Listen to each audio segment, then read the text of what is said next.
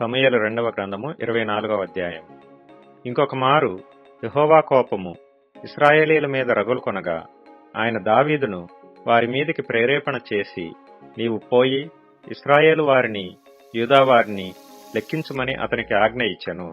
అందుకు రాజు తన యొద్దనున్న సైన్యాధిపతి అయిన యోవాబును పిలిచి, జనసంఖ్య ఎంతైనది నాకు తెలియజేయగలందులకై దాను మొదలుకొని బెయేర్షెబా వరకు ఇశ్రాయేలు గోత్రములలో నీవు సంచారం చేసి వారిని లెక్కించుమని ఆజ్ఞ ఇయ్యగా, యోవాబు, జనుల సంఖ్య ఎంతయున్నను నా ఏలినవాడవును రాజువు నగు నీవు బ్రతికియుండగానే దేవుడైన యెహోవా దానిని నూరంతలు ఎక్కువ చేయనుగాక. నా ఏలినవాడవును రాజువు నగు నీకు ఈ కోరిక ఏల పుట్టెనెను. అయినను రాజు యోవాబునకును సైన్యాధిపతులకును గట్టి ఆజ్ఞ ఇచ్చియుండుట చేత యోవాబును సైన్యాధిపతులను ఇశ్రాయేలీల సంఖ్య చూచుటకై రాజు సముఖము నుండి బయలువెళ్లి యొర్దాను నది దాటి యాజేరు తట్టున గాదులోయ మధ్య నుండు పట్టణపు కుడిపార్శ్వముననున్న అరోయేరులో దిగి అక్కడ నుండి గిలాదునకును తహ్తింహోత్షి దేశమునకును వచ్చిరి. తరువాత దానాయానుకును పోయి తిరిగి సీదోనునకు వచ్చిరి. అక్కడ నుండి బురుజులు గల తూరు పట్టణమునకును హివ్వీయుల యొక్కయు కనానీయుల యొక్కయు పట్టణములన్నిటికిని వచ్చి యూదాదేశపు దక్షిణ దిక్కునున్న బెయేర్షెబా వరకు సంచరించిరి. ఈ ప్రకారము వారు దేశమంతయు సంచరించి 9 నెలల 20 దినములకు తిరిగి యెరూషలేమునకు వచ్చిరి. అప్పుడు యోవాబు జనసంఖ్య వెరసి రాజునకు అప్పగించెను. ఇశ్రాయేలు వారిలో కత్తి దూయగల 8 లక్షల మంది యోధులుండిరి. యూదా వారిలో 5 లక్షల మంది ఉండిరి. జనసంఖ్య చూచినందుకై దావీదు మనస్సు కొట్టుకొనగా అతడు, నేను చేసిన పని వలన గొప్ప పాపము కట్టుకొంటిని, నేను ఎంతో అవివేకినై దాని చేసితిని. యెహోవా కరుణయించి నీ దాసుడనైన నా దోషమును పరిహరింపుమని యెహోవాతో మనవి చేయగా, ఉదయమున దావీదు లేచినప్పుడు దావీదునకు దీర్ఘదర్శియగు గాదునకు యెహోవా వాక్కు ప్రత్యక్షమై ఈలాగు సెలవిచ్చెను, నీవు పోయి దావీదుతో ఇట్లనము, యెహోవా సెలవిచ్చినదేమనగా, 3 విషయములను నీ ఎదుట పెట్టుచున్నాను.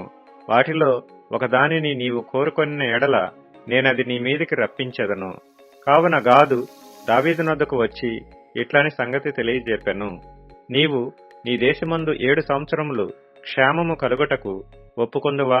నిన్ను తరుముచున్న నీ ఇశ్రాయేలీల ఎదుట నిలువలేక నీవు 3 నెలలు పారిపోవుటకు ఒప్పుకొందువా? నీ దేశమందు 3 దినములు తెగులు రేగుటకు ఒప్పుకొందువా? యోచన చేసి నన్ను పంపిన వానికి నేను ఇయ్యవలసిన ఉత్తరము నిశ్చయించి తెలియజెప్పుమనెను. అందుకు దావీదు, నాకేమియూ తోచకున్నది, గొప్ప చిక్కులలో ఉన్నాను. యెహోవా బహువాత్సల్యత గలవాడు గనుక మనుషుని చేతిలో పడకుండా యెహోవా చేతిలోనే పడుదుముగాక అని గాదుతో అనెను. అందుకు యెహోవా ఇశ్రాయేలీల మీదికి తెగులు రప్పించగా ఆ దినము ఉదయము మొదలుకొని సమాజకూటపు వేళ వరకు అది జరుగుచుండెను. అందుచేత దాను నుండి బెయేర్షెబా వరకు 70,000 మంది మృతునుందిరి. అయితే దూత యెరూషలేము పైని హస్తము చాపి నాశనము చేయబోయినప్పుడు యెహోవా ఆ కీడును గూర్చి సంతాపముంది, అంతే చాలును, నీ చెయ్యి తీయమని జనులను నాశనము చేయు దూతకు ఆజ్ఞ ఇచ్చెను. యెహోవా దూత యెబూసీయుడైన అరౌనా యొక్క కళ్ళము దగ్గర ఉండగా దావీదు జనులను నాశనం చేసిన దూతను కనుగొని యెహోవాను ఈలాగు ప్రార్థించెను, చిత్తగించుము, పాపము చేసిన వాడను నేనే, దుర్మార్గముగా ప్రవర్తించిన వాడను నేనే. గొర్రెల వంటి వీరేమి చేసిరి? నన్నును నా తండ్రి ఇంటి వారిని శిక్షించుము. ఆ దినమున గాదు దావీదునొద్దకు వచ్చి, నీవు పోయి యెబూసీయుడైన అరౌనా యొక్క కళ్ళములో యెహోవా నామమున ఒక బలిపీఠము కట్టించుమని అతనితో చెప్పగా, దావీదు గాదు చేత యెహోవా ఇచ్చిన ఆజ్ఞ చొప్పున పోయెను.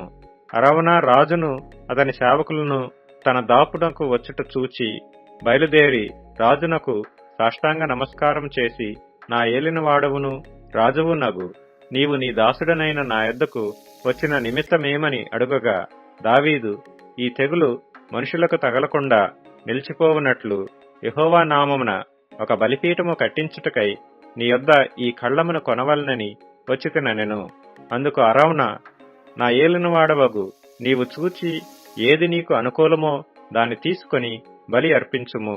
చిత్తగించుము, దహనబలికి ఎడ్లున్నవి, నూర్చు కర్ర సామానులు కట్టెలుగా అక్కరకు వచ్చును. రాజా, ఇవన్నీయు అరవునా అను నేను రాజునకు ఇచ్చుచున్నానని చెప్పి, నీ దేవుడైన యెహోవా నిన్ను అంగీకరించునుగాక అని రాజుతో అనగా, రాజు, నేను అలాగు తీసుకొనను, వెల ఇచ్చి నీ యొద్ద కొందును. వెల ఇయ్యక నేను తీసుకొనిన దానిని నా దేవుడైన యెహోవాకు దహనబలిగా అర్పించనని అరౌనాతో చెప్పి, ఆ కళ్ళమును ఎడ్లను 50 తులముల వెండికి కొనెను. అక్కడ దావీదు యెహోవా నామమున ఒక బలిపీఠము కట్టించి దహన బలులను సమాధాన బలులను అర్పించెను. యెహోవా దేశము కొరకు చేయబడిన విజ్ఞాపనలను ఆలకింపగా ఆ తెగులు ఆగి ఇశ్రాయేలీలను విడిచిపోయెను.